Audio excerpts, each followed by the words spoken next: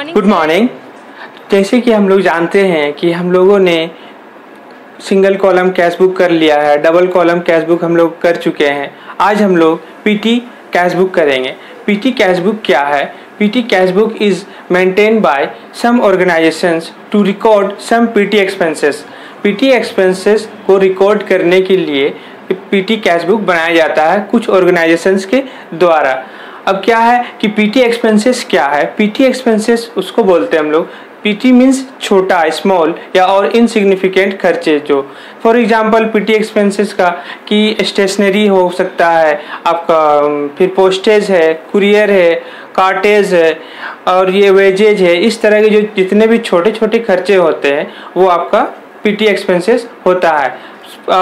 और आप एक और एग्जांपल ले सकते हैं कि मान लीजिए आपके ऑफिस में कोई गेस्ट आ गया, आप उसको टी कॉफ़ी पिलाए या कुछ भी खिलाए, तो वो क्या आपका पीटी एक्सपेंसेस में चले जाता है। वो सबको हम सैंड्रीज एक्सपेंसेस में डाल देंगे। सैंड्रीज मीन्स कुछ ऐसे खर्चे जिसको हमको समझ में नहीं आता है किस में डालना, उसको सैंड्रीज या मिसलेनियस एक्सपेंसेस में डाल देते हैं हम लोग। तो पीटी एक्सपेंसेस की ज़रूरत क्या हुई कि हम लोग को बिजनेस में, ये इसलिए कि मान लेते हैं कि जितने छोटे छोटे खर्चे हैं ये अगर कैश बुक में आपका कर लिया जाए रिकॉर्ड, तो पूरा जो मेन कैशियर है वो परेशान हो जाएगा और इसका हिसाब रखने में भी बहुत प्रॉब्लम होगी, क्योंकि इसमें टाइम भी आपका वेस्ट होगा। इतने छोटे छोटे खर्चे रिकॉर्ड रखना टाइम की बर्बादी भी है। तो एक क्या किया है मैन कैशियर ने, एक पीटी कैशियर को कुछ अमाउंट दे देता है। वो अमाउंट पीटी कैशियर को बोल दिया जाता है कि भाई जितने भी ऑफिस में पीटी एक्सपेंसेस है उसको आप यहाँ से पेमेंट करो। तो जितने भी, जैसे मान लेते हैं कि एक हम लोग डायग्राम से सीख लेते हैं कि जो मेन कैशियर है,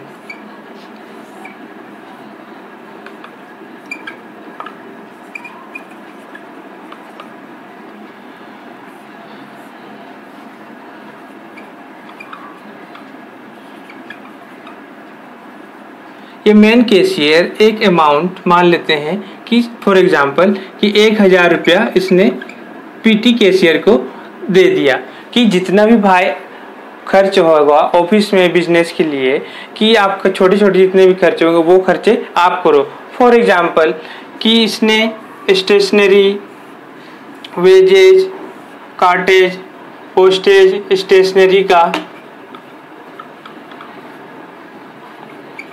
पेजेज, कार्टेज, पोस्टेज, कि जितने भी तरह तरह के खर्चे हैं छोटे छोटे, वो कि कौन पेमेंट करेगा? पीटी कैशियर करेगा। तो इससे क्या होगा, मेन कैशियर का टाइम भी सेव हो रहा। अब जैसे मान लेते हैं फॉर एग्जांपल स्टेशनरी में मान लेते हैं कि आप कितना 100 रुपया खर्च हो गया। वेजेज किसी को हम दे दिए हैं, मान लेते हैं कि आपका 200 रुपया। फिर कार्टेज आपका कितना का 100 का आ गया मान लेते हैं। फिर पोस्टेज 100 का आ गया। तो ये जो जितने छोटे छोटे खर्चे हैं कितना हो गया आपका 500 रुपया टोटल खर्च हुआ ये हमारा। तो पीटी कैशियर खर्च किया इतना, उसको मिला था कितना 1000 रुपया, उसी से वो खर्च कर रहा। अब इसमें एक सिस्टम है जिसको हम लोग बोलते हैं इम्प्रेस सिस्टम। इम्प्रेस सिस्टम में क्या होता है कि ये पीटी कैशियर जाएगा मेन कैशियर के पास कि सर हमने 500 रुपया खर्च किया है इस पर्पस पे। तो मेन कैशियर देखा ठीक है, अब इसके पास बचा कितना अमाउंट पीटी कैशियर के पास, तो हम लोग ये अमाउंट माइनस कर देंगे 500, तो हमारे पास ये बैलेंस बचेगा 500 रुपया बैलेंस रहा पीटी कैशियर के पास।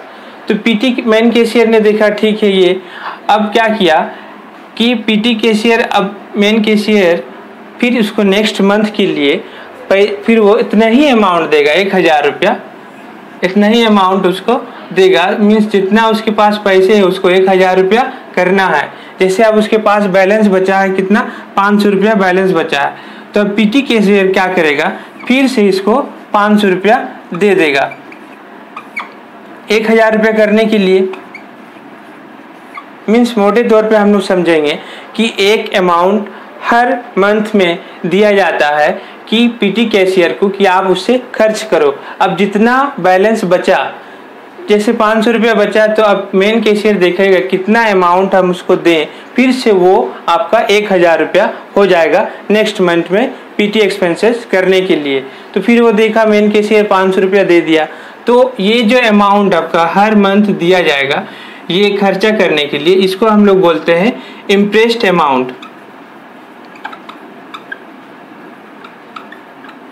इम्प्रेस्ड अमाउंट बोलते हैं इसको। ये अमाउंट फिक्स है कि आपको 1000 रुपया फिर से करके दे दिया जाएगा। जितना आपका खर्च होगा फिर उसमें जितना ज़रूरत है वो ऐड करके, जैसे हम लोग देखें कि 500 रुपया खर्च हुआ, फिर मेन कैशियर ने 500 दे के फिर नेक्स्ट मंथ के लिए 1000 रुपया हो गया, फिर उसको खर्च करने के लिए दिया गया। तो ये जो पूरा आपका सिस्टम हुआ कि 500 रुपया उसका बचा, तो मेन कैशियर ने देखा कि और कितना अमाउंट हम दे दें कि फिर से वो अमाउंट 1000 रुपया हो जाएगा। तो फिर उन्होंने क्या किया, 500 रुपया दे दिया। तो ये पूरा जो सिस्टम है आपका, इस सिस्टम को हम लोग बोलते हैं इम्प्रेस्ड सिस्टम।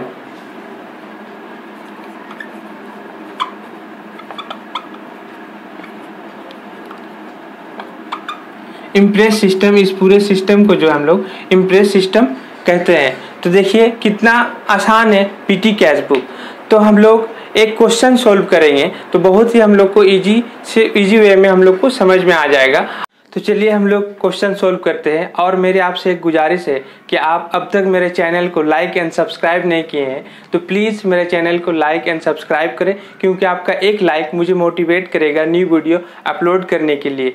और आप सीखना चाहते हैं single column cash book entry, double column cash book, ledger journal, तो इस वीडियो के मैंने डिस्क्रिप्शन बॉक्स में मैंने डाल रखा है इसका लिंक, आप वहां से जाके इजीली सीख पाएंगे। चलिए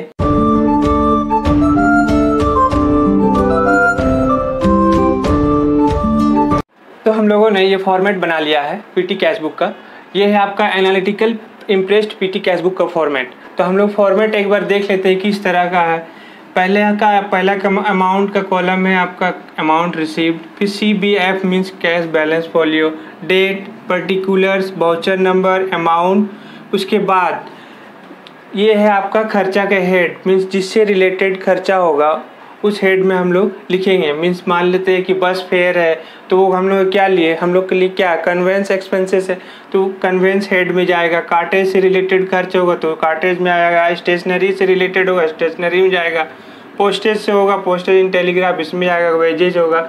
और कुछ ऐसे खर्चे जो हम लोग को समझ में नहीं आता किस हेड में हम लोग डालूँ, तो उसको हम लोग सन्ड्रीज में या मिसलेनियस कॉलम में हम लोग डाल देते हैं हेड पे। तो अब मान लेते हैं कि ये जो पीटी कैश बुक है ये दो तरह से हम लोग जानते हैं बनाते हैं। पहला सिंपल है, दूसरा एनालिटिकल इम्प्रेस्ड कैश बुक में है। तो ये क्या है, सिंपल जैसे ही हम लोग बनाना होगा तो यहाँ सिर्फ अमाउंट तक हम लोग बना सकते हैं। और एनालिटिकल इम्प्रेस्ड कैश बुक का बनाना है तो पूरा आपको इस वे में बनाना होगा, अलग अलग हेड भी आपको शो करना पड़ेगा। तो चलिए एक हम लोग क्वेश्चन सॉल्व कर लेते हैं। इलस्ट्रेशन नंबर 2 है, from the following particulars right a PT cash book of a trader in A analysed form. Analysed form means जैसे कि अलग अलग हेड करके हम लोग को शो करना पड़ेगा। यही आपका कुछ नहीं बोला रहता, सिंपल वे में बोलता तो हम लोग का सिर्फ अमाउंट तक ही हम लोग बना लाते। लेकिन अब क्या है, इसका एनालाइज्ड फॉर्म में बनाने के लिए कहा है। तो अब देखते हैं। पहला है मार्च 2013 को, 2013 मार्च में it's received for PT cash 200। PT cash के लिए 200 रुपया हम लोगों ने रिसीव्ड किया है। तो 200 रुपया रिसीव्ड किए तो यहाँ 200 रुपये लिख लेते हैं। ये आपका टू कैश, ये आपका हम लोग कैश रिसीव हुआ। इसका भी दो साइड है, एक डेबिट है दूसरा क्रेडिट है। तो हम लोग जानते हैं जब हम लोग को पैसा रिसीव होता है तो डेबिट साइड में होता है। तो रिसीव हुआ तो ये हम लोग डेबिट साइड में लिख दी, तो टू साइड में। और जो भी एक्सपेंस होगा उसे हम लोग बाय करके लिखते हैं। उसके बाद 200 रुपया हम लोगों ने यहाँ लिख दिया 1 मार्च को। नेक्स्ट एंट्री है 2 तारीख को, पेड बस फेयर। पेड बस फेयर है तो यहाँ हम लोग लिखेंगे कितना, 2 बाय बस फेयर। बस फेयर है कितना रुपीज़ है आपका, 5 रुपीज़ है। तो यहाँ 5 रुपीज़ हम लोग लिख लेते हैं।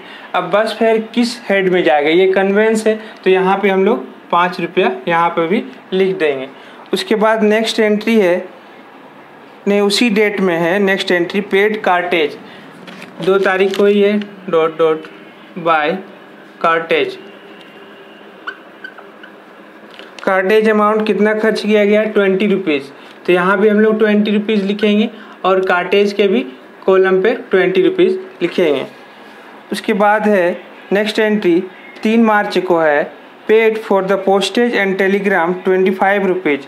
25 रुपीज़ पोस्टेज एंड टेलीग्राम के लिए हम लोग खर्च किए हैं। तो इसको भी लिख लेते हैं 3 तारीख को, बाय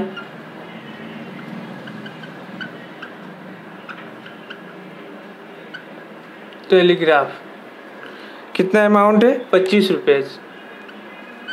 टेलीग्राफ की इसमें डाल देंगे हम लोग, पोस्टेज एंड टेलीग्राम 25 रुपया। उसके बाद है paid wages for casual labours 40 rupees. 40 rupees casual labours के लिए पेड किए हैं। कितना तारीख को, उसी डेट में पेड हुआ है, 40 रुपीज़। यहाँ भी लिखेंगे टोटल कॉलम में। उसके बाद इसके जो हेड है वहाँ पे लिख लेंगे 40 रुपीज़। देखिए कितना आसानी वे से बन रहा है। उसके बाद फिर 4 मार्च को पेड फॉर द स्टेशनरी 14 रुपया। 14 रुपया हम लोगों ने स्टेशनरी के लिए खर्च किया। डेट है 4 मार्च, बाय स्टेशनरी 14 रुपीज़ है। यहाँ स्टेशनरी के हेड देखेंगे कहाँ, यहाँ पे है 40 रुपीज़। ठीक सेम हम लोग लिख लेंगे। उसके बाद है paid for repairs to chair. हम लोग ने चेयर रिपेयर किया, उसके लिए 15 रुपये खर्च किए। तो ये क्या है आपका, कितना उसी डेट में है, बाय रिपेयर चेयर लिख लेते हैं। तो ये हम लोग देख रहे हैं, ये हेड तो आपका कहीं पे है नहीं, रिपेयरिंग बोलते। तो ये आपका क्या हो गया, एक खर्चा जिसे हम लोग सैंड्रिच बोल सकते हैं, मिसलेनियस अन्य प्रकार के खर्चा। तो इसको किस हेड में डालेंगे हम लोग, कितना रुपया है, 15 रुपीज़। यहाँ भी लिखेंगे पहले, उसके बाद ठीक 15 रुपीज़ यहाँ लिख लेंगे। फिर नेक्स्ट एंट्री आपका 15 तारीख को आता है, पेड बस फेयर 11 रुपया। फिर बस फेयर पेड किया गया है 15 तारीख को, बाय बस फेयर कितना रुपीज़ है, 11 रुपया। बस फेयर हम लोग जानते हैं कौन सा, कन्वेंस में आता है, कन्वेंस 11 रुपये लिखती है, ठीक उसी हेड में। फिर पेड कार्टेज 16 रुपीज़। फिर पेड जो है कार्टेज के लिए पेड किया गया है 16 रुपया। फिर हम लोग लिख लेते हैं 15 तारीख को ही, by cartage 16 rupees. Total column में भी लिखेंगे, कार्टेज में आपका देखेंगे कहाँ हेड है, यहाँ है 16 रुपीज़, यहाँ भी लिख लेंगे। फिर उसके बाद 26 तारीख को है, by paid for the postage and telegraph 17 रुपया। 17 रुपया जो है पोस्टेज एंड टेलीग्राफ के लिए हम लोग पेमेंट की। तो बाय पोस्टेज एंड टेलीग्राफ लिख लेते हैं यहाँ।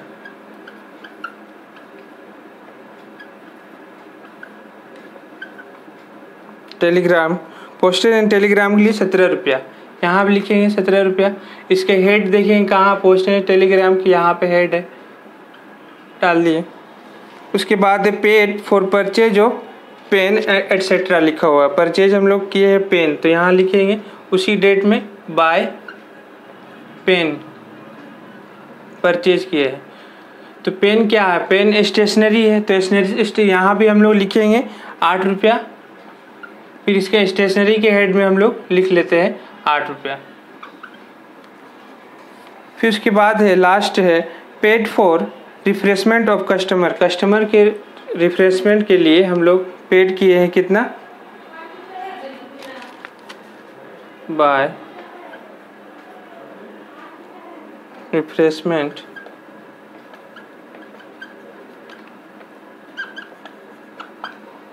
Of customer.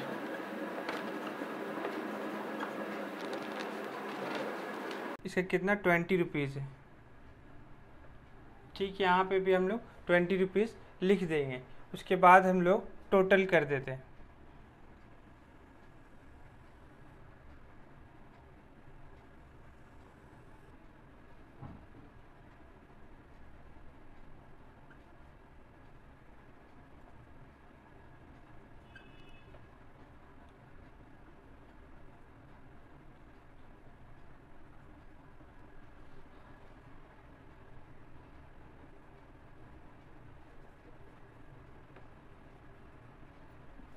तो देखिए हम लोग ने टोटल कर दिया है। ये आपका ये कितना है। अब इसमें हम लोग इसका जो 200 रुपया हम लोग को मिला था उसका भी हम लोग दोनों साइड पे टोटल करेंगे।